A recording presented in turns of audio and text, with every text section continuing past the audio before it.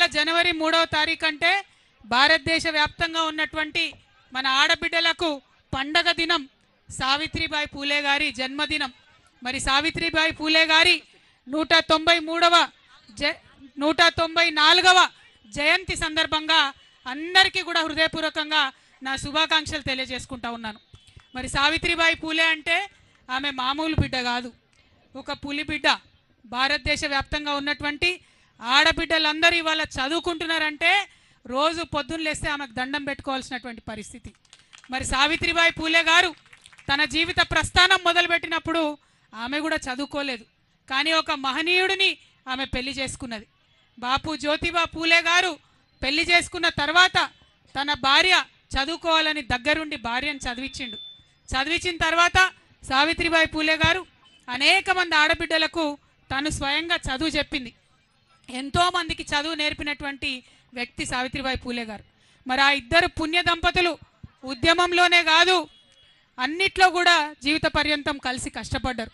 మొత్తం సమాజ ఉద్ధరణ చేయాలంటే విద్యా వికాసం కావాలని చెప్పి వారిద్దరు విద్య కోసం ప్రయత్నం చేసిండ్రు. చాలా అవమానాలు చేసిండ్రు. పాపం ఆమె బజార్లో నడిచిపోతుంటే రాళ్లతో కొట్టిండ్రు. ఒకప్పుడు మీద పేడ నీళ్లు చల్లినటువంటి పరిస్థితి ఉండే. అయినా సరే మొక్కువోని ధైర్యంతో మరి సమాజ వికాసమే నాకు కావాలని ముందుండి పోరాటం చేసినటువంటి మహనీయురాలు సావిత్రిబాయి పూలే. వారి జయంతిని ఇంత పెద్ద ఎత్తున మనం సెలబ్రేట్ చేసుకోవడం అన్నది నిజంగా తెలంగాణ బీసీ బిడ్డలది, తెలంగాణ బిడ్డలందరికీ కూడా జన్మ ధన్యమైనట్టుగా నాకు అనిపిస్తూ ఉన్నది. అదేవిధంగా మరివాళ మనం సావిత్రిబాయి పూలే గారి జన్మదినం సందర్భంగా ఇంతమందిని కలిసినాం. ఆవిడ ఉద్యమ స్ఫూర్తిని మనం ముందుకు తీసుకెళ్లాల్సినటువంటి అవసరం ఉన్నది. మరి ఇవాళ ఉద్యమం దేనికోసం చేయాలి ఒక్కసారి మనం ఆలోచన చేసుకోవాలి. చరిత్ర తెలుసుకున్నోడే భవిష్యత్తు నిర్మాణం చేస్తారని చెప్తారు. మరి 75 ఏళ్ళు అవుతుంది భారతదేశానికి స్వాతంత్రం వచ్చి. మరి ఇక్కడ ఇంతమంది బీసీ బిడ్డలు ఉన్నాం.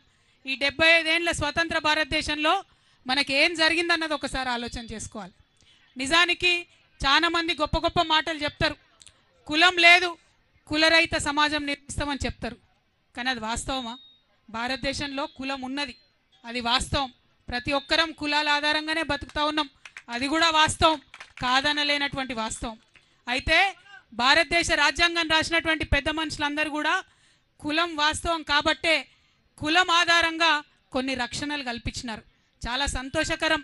ఎస్సీలలో ఉన్న కులాలకు, ఎస్టీలలో ఉన్న కులాలకు భారతదేశ రాజ్యాంగంలో కొన్ని రక్షణలు కల్పించినారు. నిజంగా ఆ బాబాసాహెబ్ అంబేద్కర్కు భారతదేశ ప్రజలందరూ కూడా చేతులెత్తి మొక్కాలి. లేకపోతే ఎస్సీ ఎస్టీలకు ఇంతవరకు కూడా ఎటువంటి ఫలాలు కూడా దక్కకపోతుండే. కానీ బాధాకరమైన విషయం ఏంటంటే అదే సందర్భంలో బీసీలలో ఉన్నటువంటి కులాలన్నిటికీ కూడా రాజ్యాంగంలో చేర్చి రక్షణ కల్పించుంటే బాగుండేది, కానీ అది జరగలేదు. మరి అది జరిగి ఉంటే ఇవాళ నేను బలంగా చెప్తా ఉన్నా, మన బీసీల సంఖ్యాబలంతో నేను చెప్తా ఉన్నా, ఆనాడే రాజ్యాంగంలో బీసీలకు రక్షణ దొరికి ఉంటే ఇవాళ భారతదేశం అభివృద్ధిలో అమెరికాను దాటేసి ఉండేదనేటటువంటి విషయాన్ని మనం ఈ సందర్భంగా చెప్పుకోవాల్సినటువంటి అవసరం ఉంది. కానీ జరగలేదు. జరగకపోగా తర్వాత ఉన్నటువంటి ప్రభుత్వాలు ఎంతోమంది ఉద్యమాలు చేస్తే 1953లో నెహ్రూ గారు ఆనాడు ప్రధానమంత్రి ఉన్నప్పుడు మొట్టమొదటిసారి బీసీల మీద అధ్యయనం చేయడానికి కాకా కాలేల్కర్ కమిషన్ అని చెప్పి వేయడం జరిగింది. పాపం ఆయన పెద్ద మనిషి, మంచిగా చదివిండు, పరిస్థితులు అధ్యయనం చేసిండు, భారతదేశం అంతా తిరిగిండు, 2 ఏళ్లలో రిపోర్ట్ ఇచ్చిండు.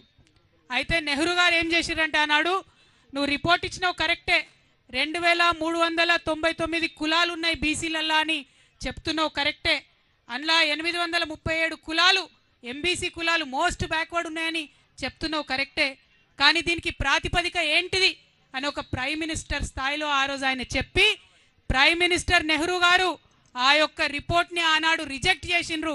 ఇది చరిత్ర కాదనలేనటువంటి వాస్తవం అని ఈ సందర్భంగా మనందరం కూడా గుర్తు చేసుకోవాలి. మరి ఇక్కడ ఒక ప్రశ్న నేను కాంగ్రెస్ వాళ్ళని అడుగుతా ఉన్నా.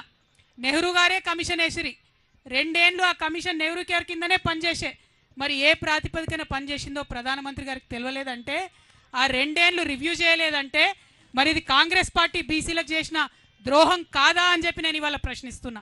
ఇవాళ ఇక్కడ మనం ఆలోచన చేసుకోవాలి. 1955లో ఆ రిపోర్ట్ రిజెక్ట్ చేస్తే మళ్ళా 24 ఏండ్లు ఎవ్వరు కూడా బీసీల గురించి మాట్లాడలే. ఎక్కడ కూడా బీసీలకు ప్రభుత్వం కేంద్ర స్థాయిలో ఏమీ కూడా చేయలే. అప్పుడేం జరిగింది? కాంగ్రెసేతర ప్రభుత్వం వచ్చింది. జనతా పార్టీ మొరార్జీ దేశాయ్ గారు ప్రైమ్ మినిస్టర్ అయిన తర్వాత 1979లో బీపీ మండల్ కమిషన్ వేసిరు. కాంగ్రెస్ వాళ్ళు వేయలే మండల్ కమిషన్, వేసింది మొరార్జీ దేశాయ్ జనతా పార్టీలో. ఆయన పెద్ద మనిషి, బాగా స్టడీ చేసిండు. చాలా అన్యాయం జరుగుతుంది, 70% విద్యా ఉద్యోగాలలో మరి వాటా ఇవ్వాలని చెప్పి సంవత్సర కాలం లోపలనే రిపోర్ట్ ఇచ్చిండు. కానీ అంతలోపు ఏమైంది? జనతా పార్టీ పోయింది, ఇందిరమ్మ రాజ్యం వచ్చింది. ఇందిరమ్మ రాజ్యంలో ఏం జరిగింది? గొప్పగా చెప్తున్నారు ఇవాళ. ఇందిరమ్మ రాజ్యంలో ఏం జరిగిందంటే మండల్ కమిషన్ రిపోర్ట్ తీసి 10 ఏండ్లు బీర్వాల పెట్టి భద్రంగా తాళం వేసిండ్రు. తప్పితే ఇందిరమ్మ రాజ్యంలో బీసీలకు న్యాయం జరగలే. ఇవాళ నేను అడుగుతా ఉన్న కాంగ్రెస్ పార్టీని, కాదంటారా ఈ వాస్తవాన్ని? 1980లో మండల్ కమిషన్ రిపోర్ట్ ఇస్తే మళ్ళా కాంగ్రెసేతర ప్రధానమంత్రి విపి సింగ్ 10 ఏండ్ల తర్వాత వచ్చేంత వరకు కూడా బీసీల గురించి కాంగ్రెస్ పార్టీ మాట్లాడిన పాపాన పోలేదు. ఇవాళ బాగా నోరు పెట్టుకొని మాట్లాడుతున్నారు. మేమందరం బీసీలం ఇందిరా పార్క్ దగ్గర 2 ముచ్చట్లు మాట్లాడుకుంటామంటే నిన్న రాత్రి 9 దాకా పర్మిషన్ ఇవ్వకుండా ఇబ్బంది పెట్టి, ఇక మీకు ఇప్పుడే బీసీలు గుర్తొచ్చిరా అంటారు. చెప్తాం మీ చరిత్ర కూడా చెప్తాం. మీరు 10 ఏండ్లు భద్రంగా బీర్వాల పెట్టి తాళం పెట్టిరు మండల్ కమిషన్ రిపోర్టు. మళ్ళా కాంగ్రెసేతర ప్రధానమంత్రి వచ్చినప్పుడే, విపి సింగ్ గారు వచ్చినప్పుడే దానికి న్యాయం జరిగింది. ఆయన అమలు చేసిండు పాపం మండల్ కమిషన్ రిపోర్ట్ని. అమలు చేస్తే ఇక గొప్పగా మాట్లాడే భారతీయ జనతా పార్టీ నాయకులు విపి సింగ్ గారికి ఆనాడు సపోర్ట్ విత్డ్రా చేసుకున్నారు. ఆయన ప్రభుత్వాన్ని కూలగొట్టిండ్రు. సంకీర్ణ ప్రభుత్వం ఉండే, బీజేపీతో కలిసిన ప్రభుత్వం ఉండే, బీసీల కోసం మంచిగా చేసినటువంటి వ్యక్తి ప్రధానమంత్రిగా ఉండడానికి లేదని బీజేపీ ఆనాడు సపోర్ట్ వాపసు చేసుకున్నది. ఇది కాదా, ఇది తప్ప బీజేపీ నాయకులు ఇవాళ ఆన్సర్ చేయాలి. ఆనాడు మరి కాంగ్రెస్ వాళ్ళకు కూడా ఉండే ఎంపీలు, కానీ విపి సింగ్కి సపోర్ట్ చేయలేదు. మొత్తానికి ఆయన ప్రభుత్వాన్ని ఊలగొట్టిండ్రు. తర్వాత కేసుల మీద కేసులు వేసిండ్రు. 1993లో 27% కేవలం ఉద్యోగాలలో మాత్రమే బీసీలకు రిజర్వేషన్ వచ్చింది. కేవలం ఉద్యోగాలలో మాత్రమే. మళ్ళీ 2006 దాకా అంటే ఇంకొక 13 ఏండ్లు విద్యలో మనకు రాలేదు రిజర్వేషన్. 2006లో మళ్ళా 13 ఏండ్లకు అప్పుడు విద్యలో రిజర్వేషన్ వచ్చింది. అంటే ఈ నెహ్రూ గారి రాజ్యంలో అన్యాయమే, ఇందిరమ్మ రాజ్యంలో బీసీలకు అన్యాయమే. తర్వాత రాజీవ్ గాంధీ గారు వస్తే ఇదే విపి సింగ్ గారు నేను అమలు చేస్తున్న మండల్ కమిషన్ రిపోర్ట్ అంటే పార్లమెంటులో 1.5 గంట మాట్లాడతారు రాజీవ్ గాంధీ గారు. మాట్లాడి ఏమంటారు? బీసీలకు రిజర్వేషన్లు ఇస్తే ఈ దేశం విచ్ఛిన్నం అయిపోతుందని చెప్పి ఆనాడు రాజీవ్ గాంధీ గారు మాట్లాడినరు. ఇది చరిత్ర కాదని లేని వాస్తవం. ఇది తప్ప అని నేను కాంగ్రెస్ వాళ్ళని వాళ్ళు అడుగుతా ఉన్నా. ఆ తర్వాత 2006లో విద్యలో వచ్చింది రిజర్వేషన్. ఇక కొట్లాడంగా మరి సోనియమ్మ రాజ్యం వచ్చింది. సోనియమ్మ రాజ్యంలో 2011లో కులగణన చేస్తామని చెప్పి మొదలుపెట్టిండ్రు. 4500 కోట్ల రూపాయలు ఖర్చు పెట్టిండ్రు, కులగణన చేసిండ్రు. కానీ ఆ రిపోర్ట్ మాత్రం ఇంతవరకు బయట పెట్టలే.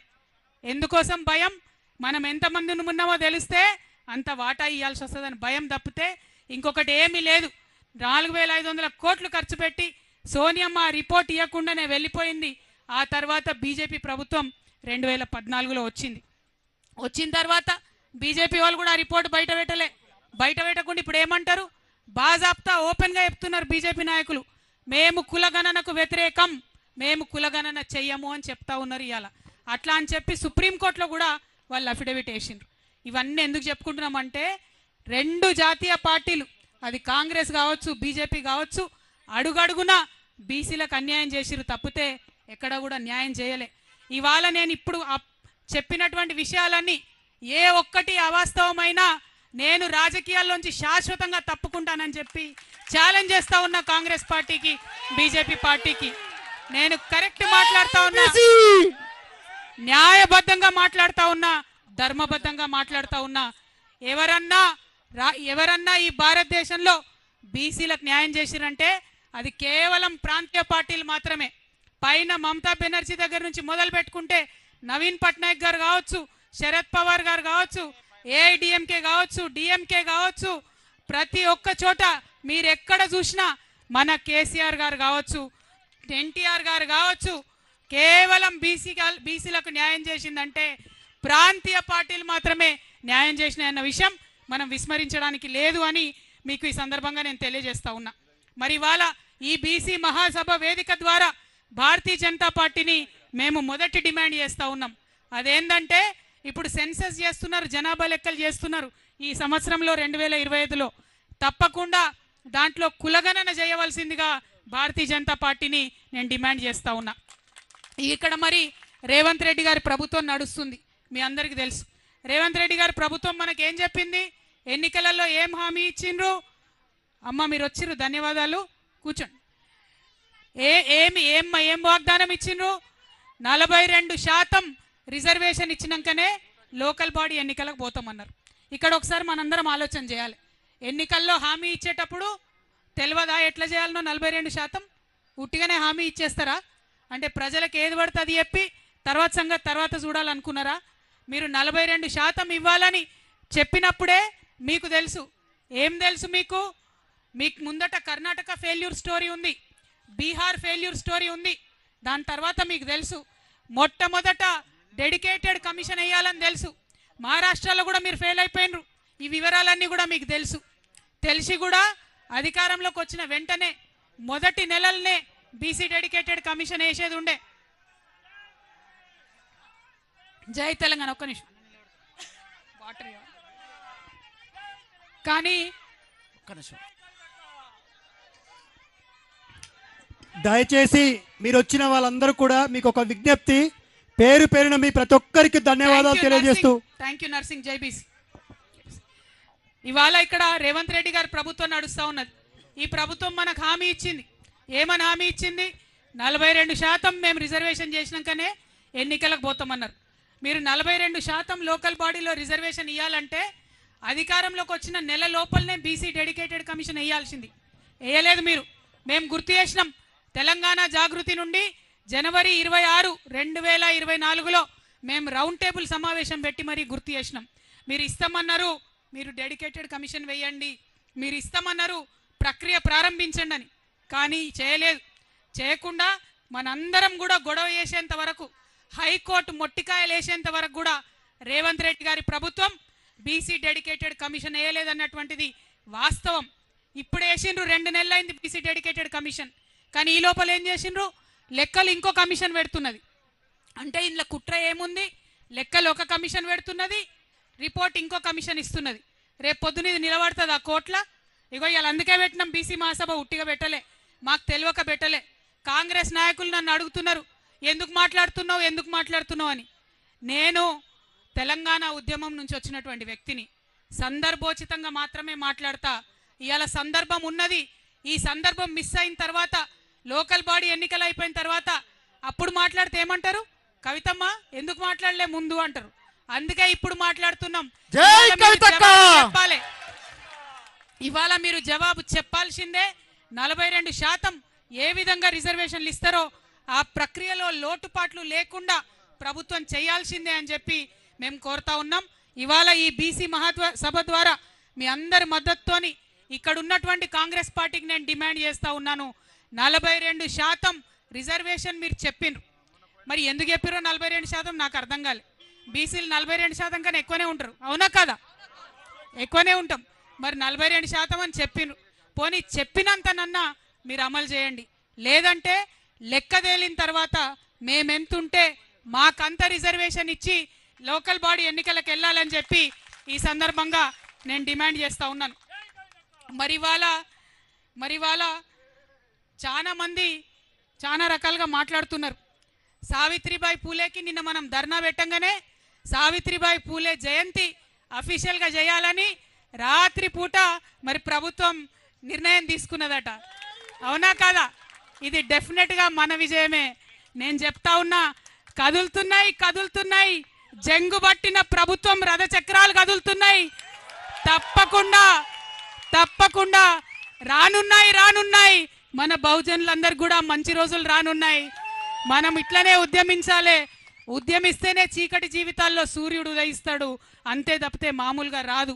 కాబట్టి ప్రభుత్వం దొంగ లెక్కలు, కాకి లెక్కలు కాకుండా నిజమైన లెక్కలు పెట్టి వాటా బీసీలకు ఇస్తామని వాగ్దానం చేసింది. ఇవ్వాలని మరొకసారి డిమాండ్ చేస్తున్నా.